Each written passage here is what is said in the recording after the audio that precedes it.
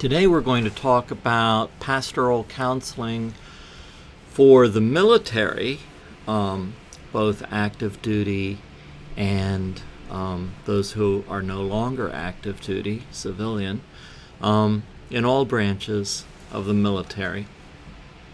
A couple things. A number of our own students have served in the military, and a number of our professors have served in the military, and I just want to say thank you for your service to our country.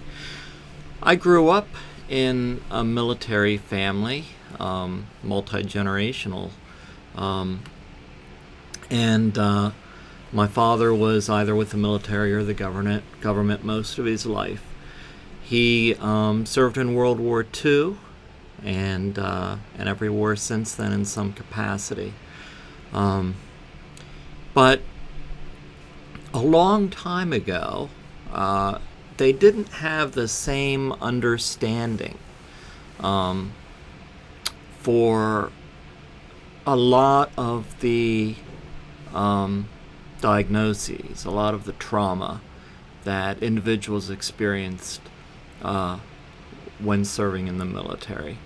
But I want to just talk about two things, two sides to this in today's lecture. One would be the mental health side, and one would be more spiritual chaplaincy side, and a combination of those two things. I knew that it was very difficult for my father to talk about his experiences. In fact, he never talked about his experiences in the military. He was in the Army Corps of Engineers, enlisted during World War II when he was 17, almost 18, and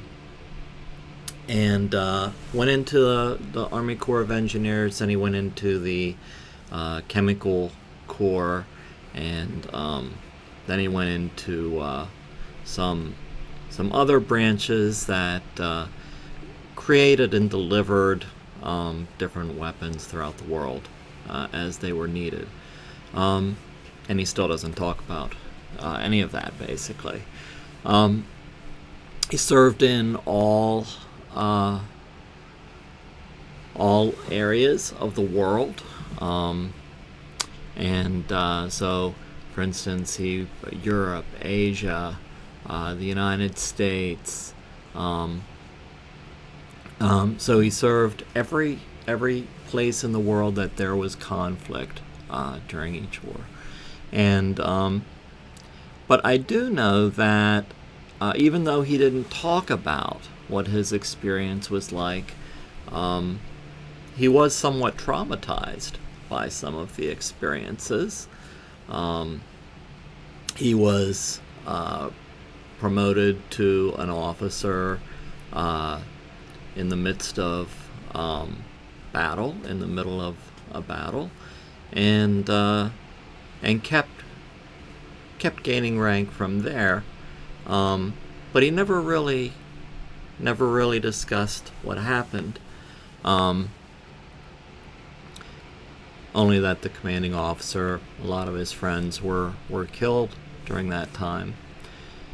One of the things I remember when I was a child was that every Sunday morning before church, we would run in and jump on Mom and Dad's bed, and we'd look at the cartoons before we'd go to church. And one morning, I must have gotten up too early, and they were still asleep, and I jumped on the bed, and my dad was so startled, he automatically just reacted and threw me across the room. And that's kind of a natural instinct if you've experienced some of the things that he experienced. And I tried not to startle him after that. But after World War II, Korea, Vietnam, they just really began talking about post-traumatic stress disorder. All of the symptomology and things like that. The Veterans Administration hospitals, the VA hospitals, there's a limited number of VA hospitals. So there are limited services, especially if veterans live in rural areas. A lot of times, human beings, after any trauma, end up self-medicating instead of processing it and even being able to get good help. So could be any type of self-medication, could be alcohol, any type of drugs, whether legal or illegal. But one of the biggest symptoms for post-traumatic stress disorder is flashbacks, ruminating on specific occurrences. Another thing is survivor's guilt. Being able to come back to one's friends and family, and other people did not make it home.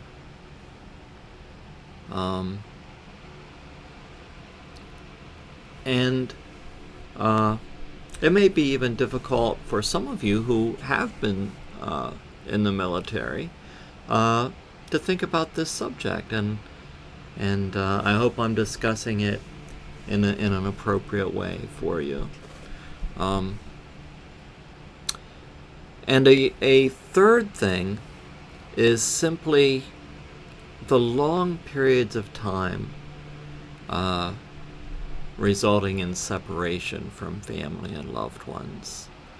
And also a transitioning from a very high-risk environment and a very regimented environment to a very calm and civilian environment. And so when we think about these things, think about somebody who has experienced high periods of alert on a daily basis for years at a time, who have experienced life-threatening events, everything that you could imagine, basically, in a war zone. And then, all of a sudden, being placed back home. Everything's quiet, and then, all of a sudden, maybe you hear a car horn or fireworks on the 4th of July. Imagine the automatic response, the adrenaline, that just these things that we feel are normal might produce in somebody who's experienced life-threatening events.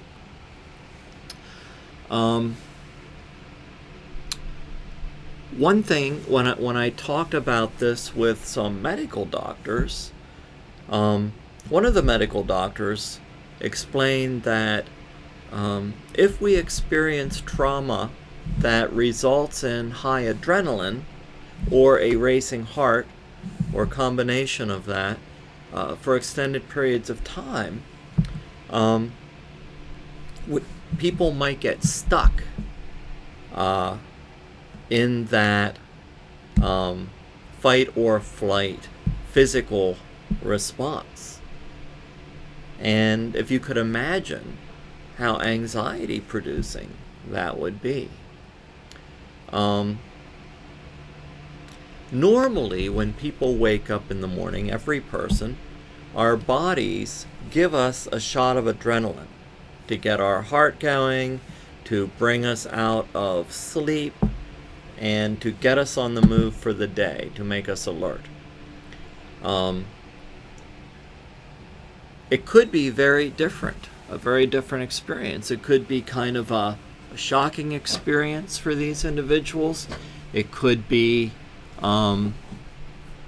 that with an average waking response, the adrenaline then reduces. But for somebody who's experienced ongoing alertness or fight or flight responses, oftentimes the adrenaline does not recede. And that affects anxiety, heart rate, everything, both physically and emotionally, in that individual. There's a lot of medications that are given. Some are beta blockers, which regulate heart rates.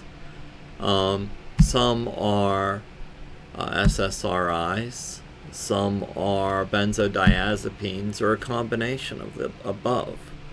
All of those things affect us physically, but they don't address the emotional trauma. One thing that does seem to help a lot of individuals is therapy dogs. My father loved animals, and when he died, instead of flowers or cards or things like that, our family created a fund for pets for vets. And they train companion dogs for all kinds of things. So, for instance, just walking through a supermarket could be very stressful for a veteran or somebody who has PTSD. The dog is taught to look around the corner. The dog is taught to comfort the individual, and it's shown that just by petting an animal, it lowers our heart rate and our anxiety. So they do have a lot of different benefits for veterans. There are a lot of new therapies that have shown to be helpful, especially in combination with each other. So the first therapy that's gotten some really positive results is EMDR, eye movement desensitization reintegration. That's by Francine Shapiro. And she realized this technique by accident. She was experiencing a lot of stress, ruminating over some thoughts that were persistent. She wasn't getting any relief from them. She went for a walk by a river and looked on the bank on the side of a mountain, and her eyes were going back and forth as she looked at all the different colored leaves. She realized that she was no longer thinking about the thought that she had been ruminating over. She thought, well, maybe this would help some more serious symptomology. So she developed an entire therapeutic technique called EMDR. It combines relaxation, stress inoculation, eye movement, scaling questions, remembrance of both something that is calming and something that was traumatic, and then relaxing and doing the eye movement exercises. Some people say it's a form of self-hypnosis. I like the theory that when people experience trauma, if the trauma is excessive, our minds might not process that trauma when we sleep and dream and use REM, rapid eye movement. So when we use the EMDR techniques and we relax and we remember and we use the eye movement of moving our eyes back and forth in combination with stress inoculation, it mimics rapid eye movement when we sleep, REM, when we sleep. And I just think it's fascinating. Other therapies include,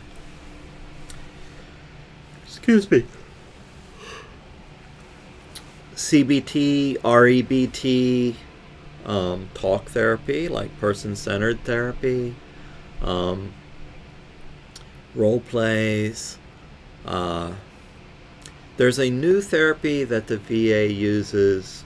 I don't quite agree with how they use it, but a lot of times when soldiers are not through with their tour of duty, but they've experienced some traumatic event and are showing some symptomology for PTSD, they'll bring them into a VA hospital.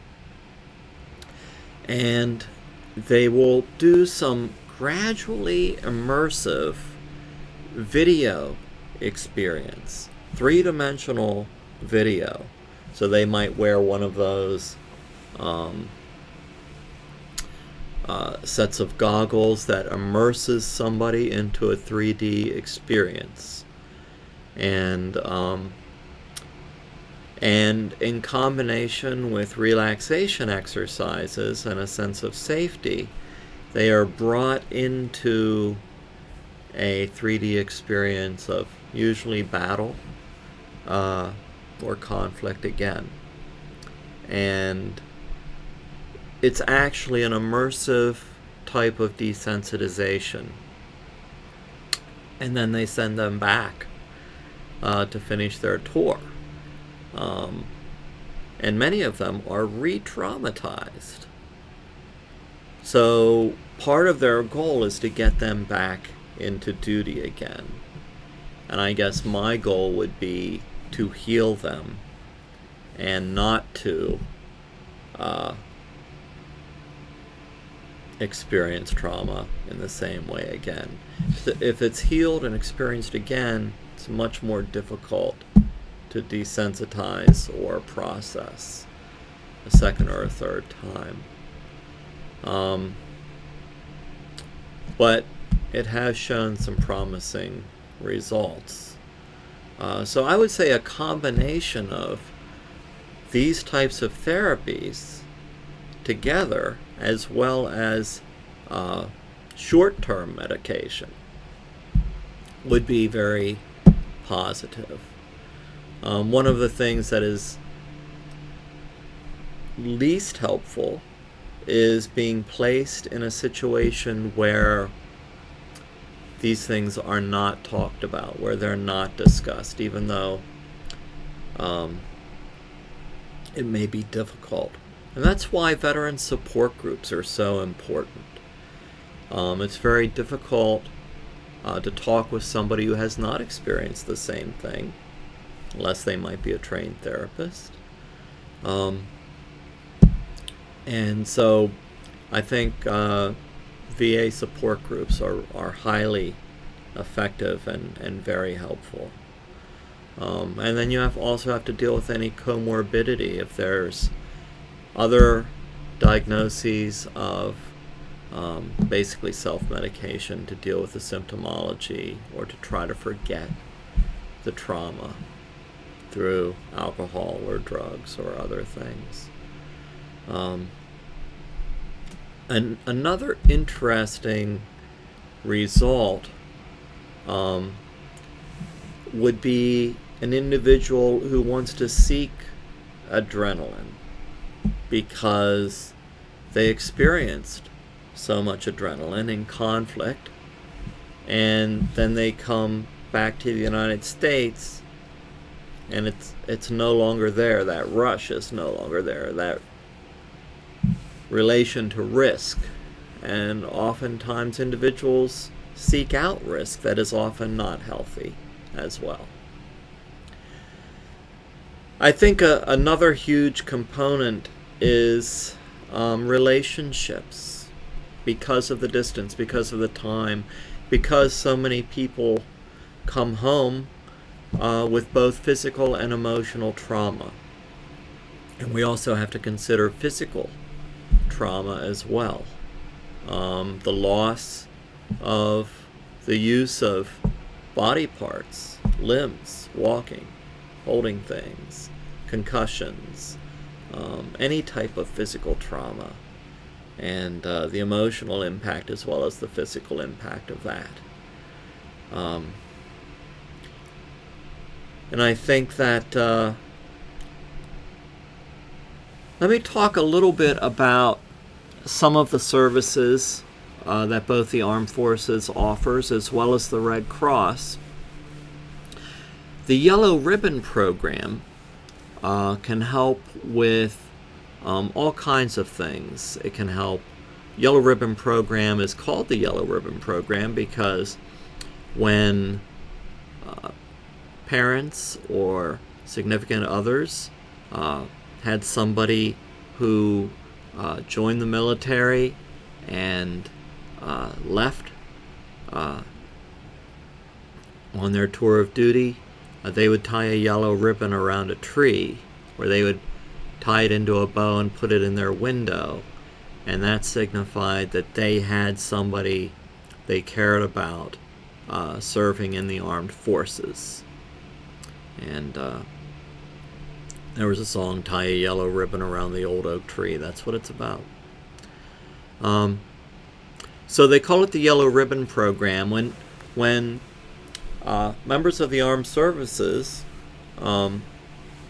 return home, the Yellow Ribbon Program tries to provide a number of services. It could be help with continuing education, job searches, career opportunities, connections with different VA hospitals or other services as needed. And the Red Cross works directly with the Yellow Ribbon Program. And I'm a member of Pittsburgh Red Cross. I'm a mental health volunteer. And one of the things we do, they pick about two to four people in every state. They pick 2 to 4 Red Cross workers, and they train us specifically in what's called Reconnections. And Reconnections works with the Yellow Ribbon Program, and there's about 6 different locations in the United States, on the East Coast, on the West Coast, in Texas, in Florida, in the Northeast. And these locations are usually fairly nice locations where there's some type of resort. And I'll tell you why. When people come back, they want to provide a conference with all of the resources for the Yellow Ribbon Program, like a job fair, education fair, but also reconnection workshops, so that members of the armed service can come back. They do this 3 or 4 times during their first year, and they're with their families, and if they have children, their children can come, and they can participate in these workshops, but also take advantage of some form of relaxation as a family. So I'm usually called 3 or 4 times a year to run a Reconnections workshop at one of these locations. When more people were returning from the Middle East, I would do this more often. But what we would do as Red Cross mental health workers, and you have to have an LPC and often a doctorate, but not necessarily a doctorate. You could have a master's and an LPC with experience. And you have to go through all of the regular Red Cross training and then go through the mental health training as well. And then go through the Reconnections training. But what we do is we hold small groups with members of the armed service or veterans And we talk about all of the things that go into reconnecting with friends, loved ones, families. What are the challenges? What are some of the things that they are experiencing? What are the symptoms they've begun to experience? What are some of the struggles? What are the anxieties? What are the relationship hurdles that they need to overcome? And we also have workshops for spouses who are not in the armed services, and even kids, so that they know what to expect when their loved ones return and how to help them to some degree. It also acts as a very minor screening process, just in case we see somebody who might be suicidal or exceptionally aggressive or in danger in some way, and we can get them immediate help. One of the troublesome statistics is really the high rate of suicide for veterans. And we have to remember that suicide is not something that people want to do. It's not because they are afraid. It's not because they don't want to live. Suicide is wanting to escape pain. Wanting to escape either emotional pain, physical pain, or a combination of the two. And people who get to that point have tried so many different things to escape serious physical and or emotional pain that they see no other way out. But that's certainly something we need to look for and address and try to help individuals with, so that they don't see that as their last option. But we're able to intervene and to help them. Let's talk a little bit about chaplaincy. I grew up in a military chapel on an army base. Very multicultural, very ecumenical, very accepting of everybody. And I liked that. I thought it was very inviting. And often some people would be there for years, and some people would be coming and going because they get different calls to different duties. And so one of the things I did have a little problem with was just getting to know somebody and then them having to leave because they were reassigned. But chaplains are in a unique position. Chaplains in hospitals, chaplains in the VA, chaplains who are active duty themselves. And many times, people who are experiencing emotional pain or physical pain, or who have experienced excessive trauma, who have had to inflict harm on others as part of their duty as a soldier, and who may have had harm inflicted on them as well. This often results in a spiritual crisis for individuals. And chaplains, who also have some mental health training, are in a unique position to help individuals who are experiencing both emotional and spiritual pain, questioning, trauma. And we would incorporate all of the things we've talked about so far, both for PTSD, but also more existential comments, to help people not only find meaning, but perhaps that meaning was was lost or confused or not so clear-cut anymore. And so we have to reframe understanding and perspectives and belief systems and help them to find new meaning or to grow in their personal understanding of self and other. And many times, chaplains and mental health workers are the only people who truly are present to listen. And sometimes it's difficult to talk with a family member. And it might be a little easier to talk with maybe a professional for many reasons. This is often a difficult topic to discuss, to talk about. But if you feel willing to share anything about this subject, any sharing you would feel comfortable with would be greatly appreciated. I'd like to hear your perspective on this, or if you have anything to share. Thank you.